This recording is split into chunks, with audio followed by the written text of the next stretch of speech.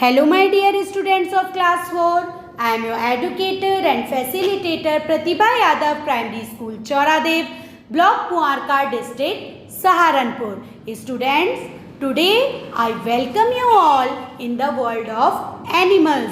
तो हमारे बच्चों, आज मैं आप सभी का स्वागत करने जा रही हूँ जानवरों की दुनिया में. Because today we learn about the topic of your EVS book lesson number 6 usefulness of animals. क्योंकि आज जो हम टॉपिक पढ़ने जा रहे हैं वो है जानवरों की उपयोगिता. We all see different type of animals living in our surroundings and they are different in their colour, appearance, eating habits and also living habits. तो प्यारे बच्चों, हमने अलग अलग तरीके के जानवरों को अपने आसपास रहते हुए देखा है और हम ये भी जानते हैं कि ये सभी जानवर जो हैं वो एक दूसरे से अलग लगते हैं, रंग में भी, आकार में भी. इनकी खाने की आदतें भी अलग होती हैं और इनके रहने की आदतें भी अलग होती हैं. For example, some animals eat only fruits and vegetable as their food and they are known as herbivores. तो प्यारे बच्चों, कि कुछ जानवर जो हैं वो शाक और सब्जी को ही अपने आहार के रूप में लेते हैं, यानी कि भोजन के रूप में लेते हैं, और ऐसे जानवरों को हम शाकाहारी यानी कि हर्बीवोर्स कहते हैं. And some animals eat the flesh of other animals as their food and they are known as carnivores. इसी तरीके से कुछ जानवर दूसरे जानवरों का मांस खाते हैं और उन्हें हम कार्निवोर्स कहते हैं. Some animals eat both fruits and vegetables and also flesh of other animals and they are known as omnivores. और कुछ जानवर जो हैं वो फल सब्जी, शाक सब्जी भी खाते हैं और मांस भी खाते हैं, तो ऐसे जानवरों को हम ओमनिवोर्स कहते हैं. Some animals live in water like fish, crocodile etcetera. तो इसी तरीके से कुछ जानवर जो हैं वो पानी में रहते हैं, जैसे मछली, मगरमच्छ और भी बहुत सारे जानवर हैं. And some are living on the land. और इसी तरीके से कुछ जमीन पे रहते हैं, जैसे cat, dog, cow etc. Now students, let us learn that how animals are useful for us.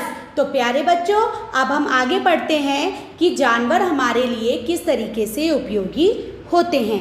At first, animals are useful as a source of food. तो प्यारे बच्चों, जो जानवर हैं वो हमारे लिए खाने की चीज़ों का भी प्रबंध करते हैं. For example, cow, goat and buffalo gives us milk. जिस तरीके से हमें गाय, भैंस और बकरी से दूध मिलता है. Duck and Hahn gives us egg. इसी तरीके से मुर्गी और बतख से हमें अंडे मिलते हैं. And we also eat the flesh of some animals as a food. और इसी तरीके से हम कुछ जानवरों के मांस को भी भोजन के रूप में लेते हैं. Second, animals as a source of sweet honey. Yes, honey means शहद. तो हमें जो मीठा मीठा शहद है वो हमें कहाँ से मिलता है? मधुमक्खियों से. और मधुमक्खी को हम इंग्लिश में क्या बोलते हैं? हनी बीज. तो हनी बीज जो है वो हनी को बनाती हैं, और जो हनी है it is very useful for our health. जो शहद है वो हमारे स्वास्थ्य के लिए भी बहुत उपयोगी है. Now, students, honeybee suck the nectar of the flowers and make honey from that nectar and which is very useful for us.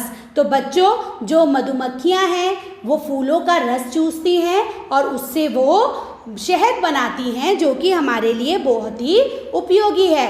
The dwelling place of honey bees is known as bee hive. और जो मधुमक्खियों का रहने का स्थान है वो है मधुमक्खियों का छत्ता, जो कि आपने देखा होगा. आपके घरों में कभी कभी मधुमक्खी के छत्ते लग जाते होंगे ना. इस तरीके से आपने मधुमक्खियों के छत्ते को देखा है, जो कि उनके रहने का स्थान है. तो चलिए बच्चों, मधुमक्खियाँ इस सारे काम को किस तरीके से करती हैं, तो अब हम आगे पढ़ते हैं. There is only one queen bee in a hive that lays eggs.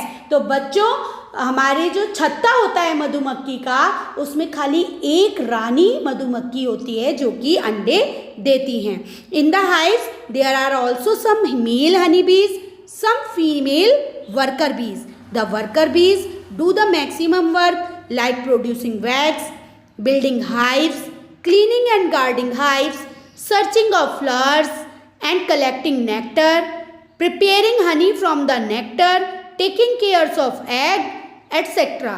तो बच्चों, मधुमक्खी के छत्ते में कुछ नर मक्खियाँ भी होती हैं और कुछ काम करने वाली मादा मक्खियाँ भी होती हैं जो कि ज़्यादातर काम करती हैं.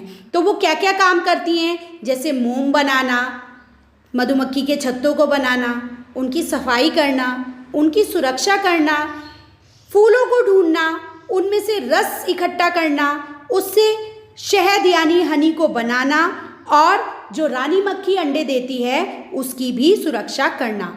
Students, the life span of a queen bee of a 3 years and a life span of a worker bee is of 40 to 45 days. तो बच्चों, जो रानी मक्खी है उसका जो जीवन काल है वो 3 साल का होता है और जो काम करने वाली मक्खियाँ होती हैं उनका जीवन काल जो है वो 40 से 45 दिन का होता है. Students, nowadays many peoples are associated with the occupation of beekeeping, in which bees are reared by modern techniques. In this method, hives of honeybees are kept in a special type of box called honeybee brood box. In honeybee brood box, we get honey present in it with the help of various equipment without harming the honeybees and eggs. तो बच्चों, आजकल बहुत सारे लोग जो हैं वो B keeping यानी मधुमक्खी पालन से जुड़े हुए हैं, जिससे कि वो शहद बनाते हैं मॉडर्न टेक्निक्स यानी आधुनिक तरीक़ों से. उसमें जो मधुमक्खी के छत्ते हैं वो एक स्पेशल तरीके के डब्बे में रखे जाते हैं जिन्हें हम हनी बी ब्रूड बॉक्स कहते हैं. और उनसे जो शहद निकालने का प्रोसेस है वो ऐसा है कि उसके लिए कुछ इक्विपमेंट्स यूज़ होते हैं, लेकिन जो शहद निकालते वक्त हमें इस चीज़ का ध्यान रखना है कि जो हनी बीज हैं यानी जो मधुमक्खियाँ हैं और जो उनके अंडे हैं उन्हें किसी भी प्रकार का नुकसान ना हो. Students, like honey bees, ants are also living in the group. तो बच्चों, जो मधुमक्खियाँ हैं उनकी तरह जो चींटियाँ हैं वो भी एक ग्रुप में यानी कि एक समूह में रहती हैं. The work of all the ant is distributed. The queen ant lay egg, the soldier ant look after the ant hills and the worker ant search food and bring it to the ant हिल.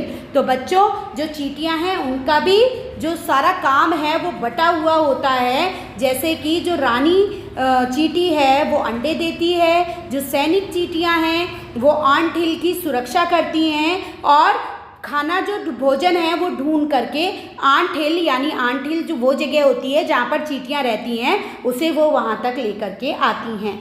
चींटियों की ही तरह termite यानी कि दीमक and waste जो कि एक प्रकार की मक्खी है वो भी ग्रुप्स में यानी कि समूह में रहती हैं. Students, after food and honey we also get clothes from the animals. तो बच्चों, खाना और शहद के बाद में मैं आपको बताना चाहती हूँ कि हमें कपड़े भी कुछ जो हैं वो हमें जानवरों से मिलते हैं.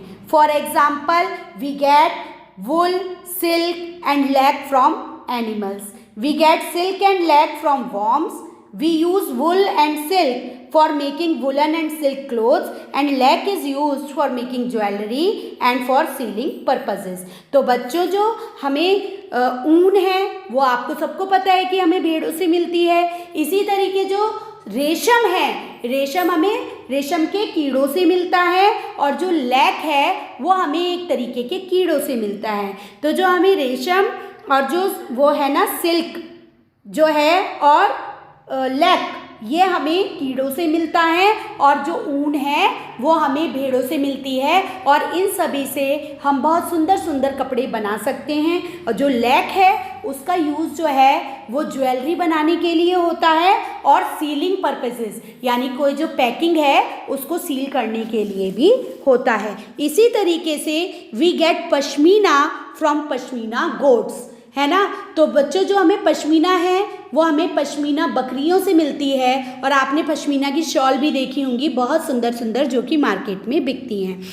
Similarly the animals are also useful for transportation and agriculture. तो बच्चों इसी तरीके से जो जानवर हैं वो हमारे परिवहन में, यानी सामान को इधर से उधर पहुंचाने में और खेती बाड़ी के लिए भी बहुत यूजफुल होते हैं। For example bullocks, camels, horse, donkeys, they are used for transportation of goods from one place to another. तो बच्चों जो बैल है, जो ऊंट है, घोड़े हैं, गधे हैं, इनका यूज़ हम कहाँ पर करते हैं, सामान को इधर से उधर ले जाने के लिए।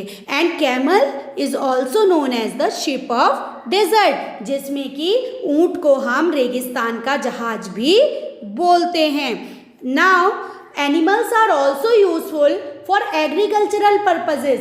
For example bullocks are use for the ploughing of fields. तो बच्चों हमको पता ही है कि जानवरों का यूज़ जो है वो खेती बाड़ी में भी बहुत ज़्यादा होता है, कि जो किसान हैं वो अपने खेतों को जोतने के लिए इस जानवरों का उपयोग करते हैं। Also the dung of some animals is also used as a fuel. तो बच्चों जैसे काव, बफेलो और अदर एनिमल्स का जो डंग है, यानी जो गोबर है उनका, उसको हम फ्यूल यानी कि ईंधन के रूप में भी उपयोग कर सकते हैं। Nowadays we also get leather from the skin of animals. तो प्यारे बच्चों हमें जो चमड़ा मिलता है वो हमें जानवरों की खाल से मिलता है। इसका मतलब जानवर हमारे लिए हर तरीके से उपयोगी हैं। And from leather we make belts, jackets, shoes, bags etcetera.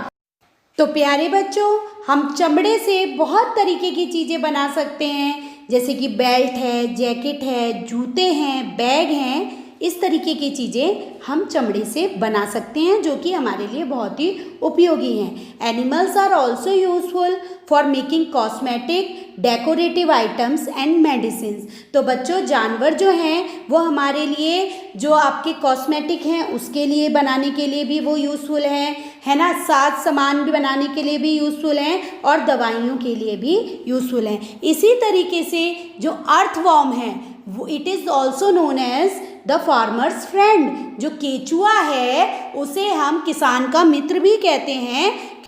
So students this is all about our chapter usefulness of animals. तो बच्चों ये हमारा पूरा चैप्टर था यूजफुलनेस ऑफ एनिमल्स, कि जानवर हमारे लिए किस तरीके से उपयोगी हैं। Now thank you very much, keep learning and for more videos please like, share and subscribe my channel. Goodbye.